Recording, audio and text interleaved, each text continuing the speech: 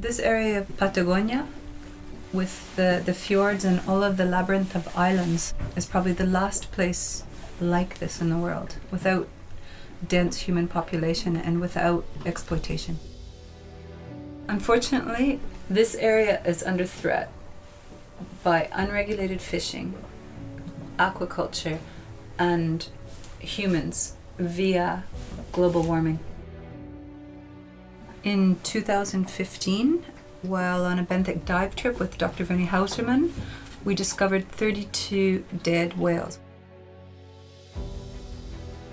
The same whale mortality of 2015, which we sort of accidentally discovered, turned out to be the largest baleen whale mortality in recorded history.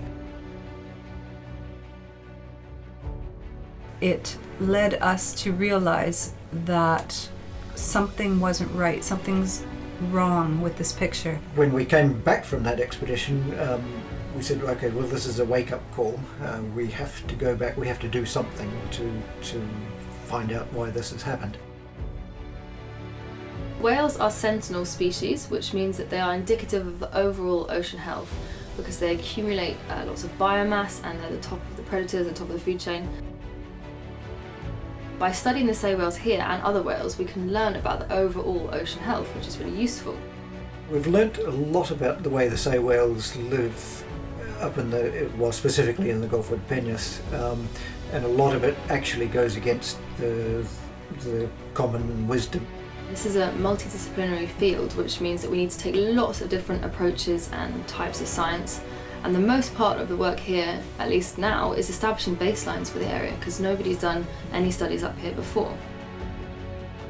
We've got all these large forces of nature at play here, which definitely discourages people visiting the area. In short, it's kind of hell to go there.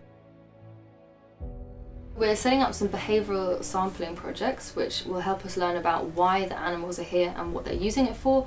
Are they feeding, are they breeding or hunting? That will also lead on to a blow sampling project which will be able to find about the hormones and DNA from the animals, as well as a tagging experience where we're going to tag hopefully some of the sei whales and find out where they're going and where they're coming from. We've just been installing some hydrophones from Ocean Sonics, which is really exciting, and that will help us understand about the acoustic behaviour of the sei whales and the other cetaceans in the area. It just keeps getting bigger, the interest in this area, because it is so special and so unique. Every year we have more scientists and more foundations joining in to study the whales, and it's fantastic. All this information will be the driving effort behind making this region into a marine protected area, which will secure the future for these whales. Everything that we've gained in the last 3 years through the studies, through the interactions with the communities, with the fishermen, has given us the impetus to continue on working hard towards getting this area protected, getting a marine protected area in place for the whales, for the animals, for the communities, and for us in the world, for everybody. We need to protect what we have left.